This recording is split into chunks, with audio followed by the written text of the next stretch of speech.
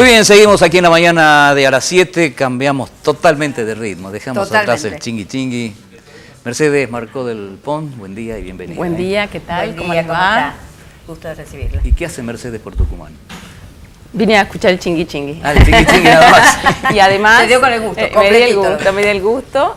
Y además a la tarde me invitó la Fundación Incluir para Sumar a una charla en el Hotel República, hoy a las 7, donde, bueno, la idea es un poco analizar la situación nacional, las perspectivas, dar la discusión política, en momentos complicados también para los que hemos formado parte del frente, formamos parte del gobierno de los últimos 12 años, estamos en un momento convulsionado a partir de todos estos hechos repugnantes que han salido a la luz, pero creo que con la obligación, la verdad, política y militante de poder separar la paja del trigo y denunciar, repudiar, pedir que la justicia vaya hasta las últimas consecuencias, pero que de ninguna manera esa discusión deje de lado o impugne toda la otra discusión de fondo que hay que seguir dando acerca de la situación de la Argentina, de las perspectivas, de la situación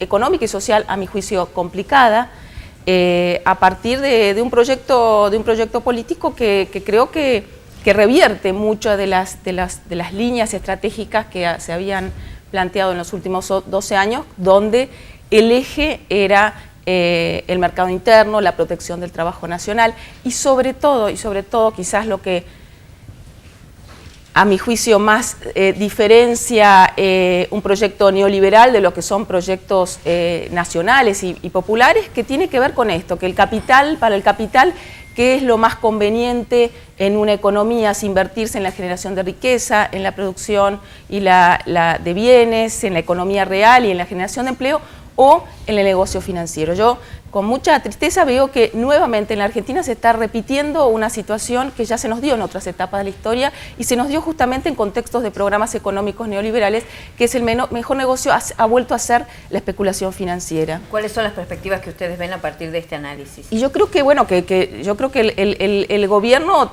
debería tomar nota de esta situación. Uno habla mucho con empresarios, viaja por el interior y advierte que lamentablemente esta lógica, que no es nueva en la Argentina, que se ha dado en otras etapas de nuestra historia, que se está dando porque es la lógica famosa de la valorización financiera que hoy ha llevado a la crisis internacional más profunda después de la Gran Depresión de los años 30, en realidad tiene que ver con esto, con que al empresario le tiene que garantizar la rentabilidad, producir y generar empleo, y no meter en una LEVAC o arbitrar con el dólar o en un título público, que gran parte del empresariado ahora se advierte que a partir de que se ha desprotegido bastante el ingreso de bienes importados, está pasando de ser productor a ser importador, y esto se advierte en muchos sectores sensibles porque son trabajo intensivos, como es el sector textil, como es el sector de los zapatos, como es el sector de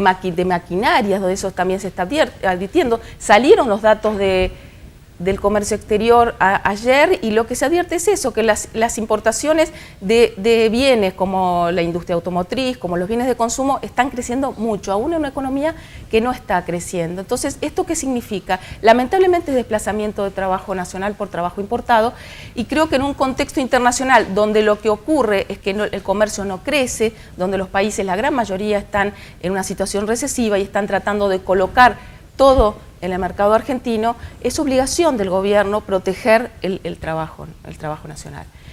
Quizás ustedes en Tucumán tienen una situación de rara avis, porque entiendo que hay un sector, el de los limones, con esta apertura y esta expectativa que se abre, que se va a ver beneficiado, sí, pero lamentablemente no está ocurriendo con otras economías regionales. Entonces, y esto no significa ignorar que las economías regionales venían con problemas, que ya el año pasado y en los últimos años tenían problemas sistémicos, integrales, pero que no pasaban por resolverlo por el lado de la devaluación, y que la devaluación en muchas economías regionales no les ha mejorado la situación, sino que al revés los ha complicado en todo lo que es la cadena de producción y ha llevado mayor concentración. Y nuevamente entonces se está dando también esa situación de concentración productiva hacia el interior de las economías regionales, con grandes jugadores que se están comprando a los pequeños jugadores. Y creo que estas son tendencias que hay que mirarlas con todo realismo para abordarlas, ¿no? Y para tratar de resolverlas. Y para que la gente también entienda. Ahora, fuiste una de las ideólogas, digamos, de estas medidas restrictivas, para no decirle cepo, como veníamos hablando. ¿Había pensado ya una continuidad o algo como para salir del cepo? Sí. Yo no sé si autodefinible como una ideóloga. Yo manejaba el Banco Central en un momento de la Argentina donde empiezan a aparecer a partir del año 2011 datos objetivos de insuficiencia de dólares.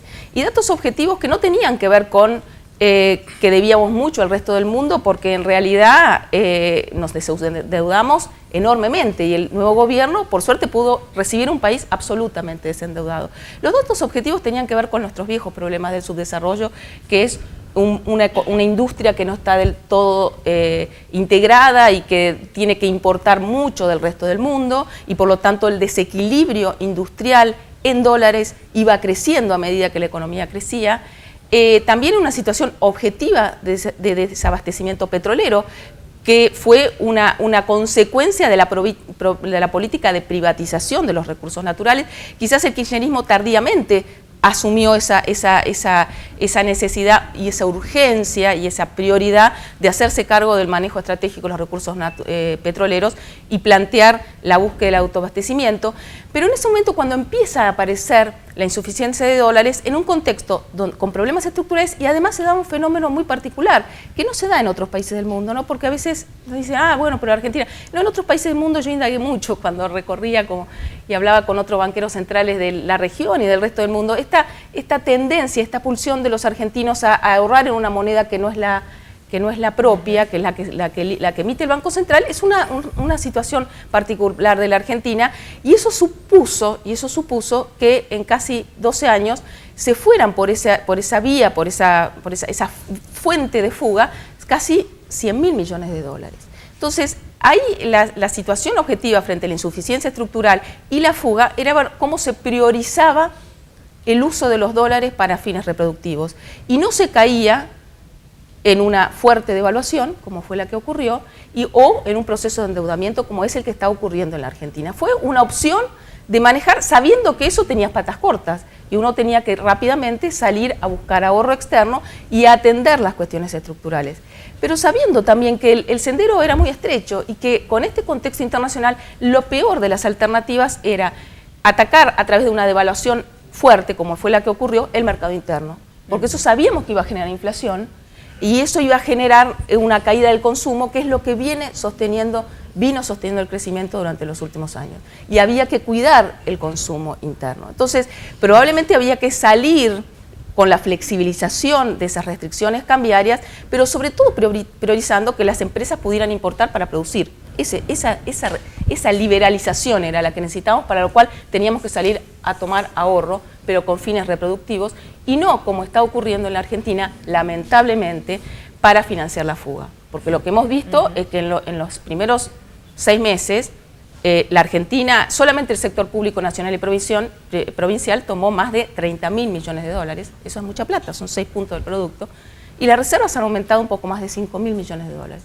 Gran parte de esa deuda que se está tomando está financiando la fuga, y eso creo que no es saludable ni para la economía argentina ni para ninguna economía del mundo, y esas son las cosas que el gobierno tendría que estar viendo atentamente, porque son fuentes de vulnerabilidad que históricamente nos han llevado a situaciones de crisis. ¿Pero estábamos realmente aislados del mundo financiero No, bueno, eso internacional? es un cliché que se repite. Argentina llegó a tener los niveles de inserción exportadora, de apertura, de lo que se llama la suma de lo que se exporta, de lo que se importa, de las más altas de la historia.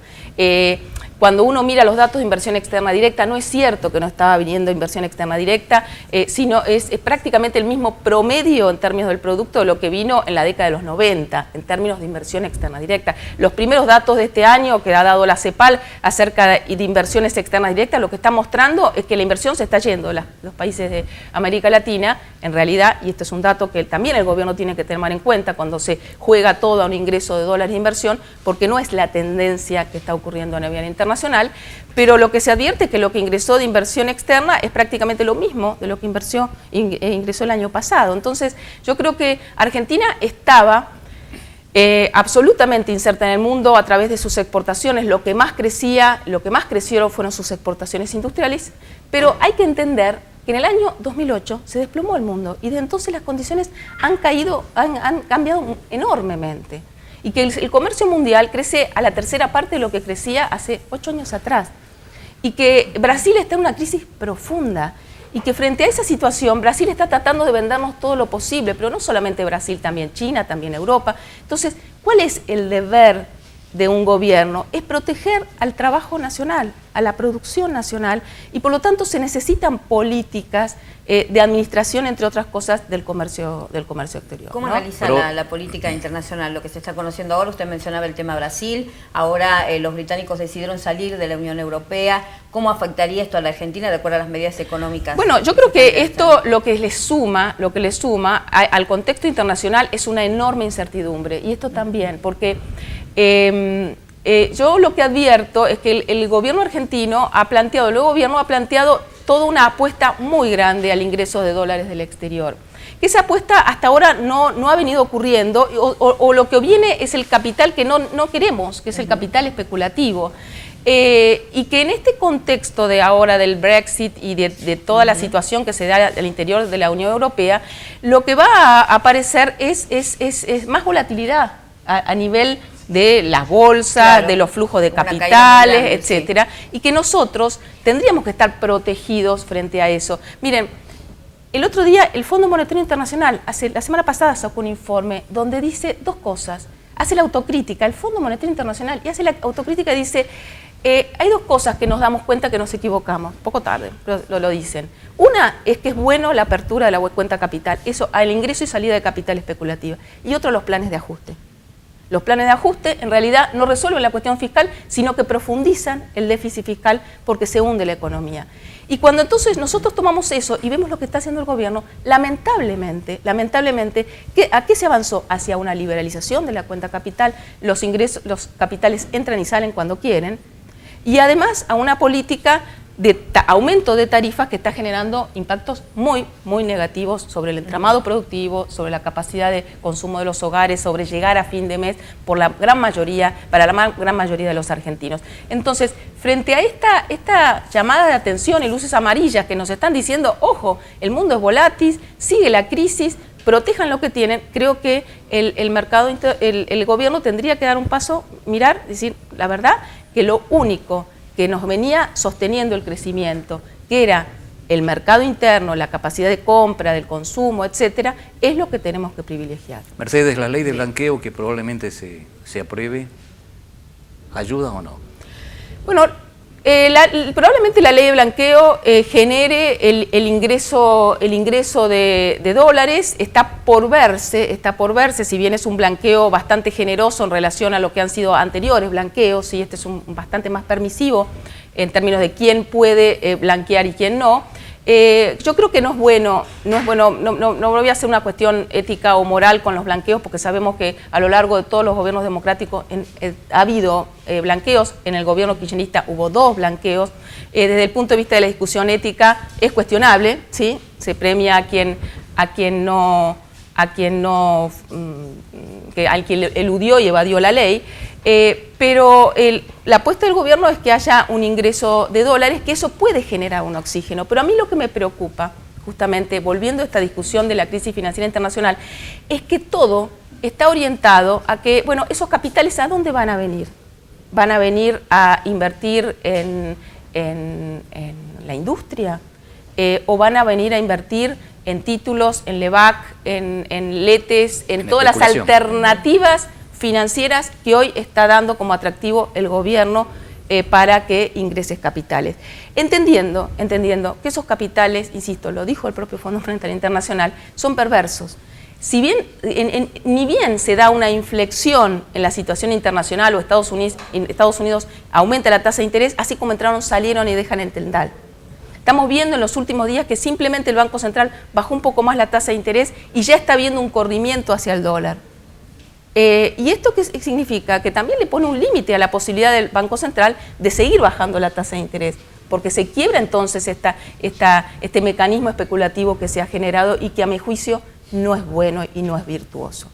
Uno habla con los empresarios, insisto, y están viendo el capital, cuánto lo hacen trabajar con una bicicleta, cuánto el que era productor ahora me es más barato importar y comercializar a través de mis distintas redes comerciales. Entonces, eso no es bueno, a la larga no es bueno para ningún país y no es bueno fundamentalmente para el empleo, que es la fuente de generación de riqueza por naturaleza, ¿no?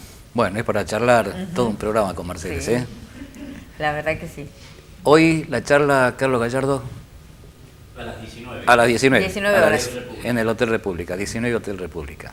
Muchas gracias. Bueno, muchas gracias a ustedes. Muchas Será hasta gracias. la próxima, con el Así es. chingui chingui. Con el chiqui Seguro. chingui. Ok, Con música vengo un viernes. incluida. Te quedó grabado. Gracias, muchas gracias. Mercedes Marcó del Pont, aquí en la mañana de a las 7.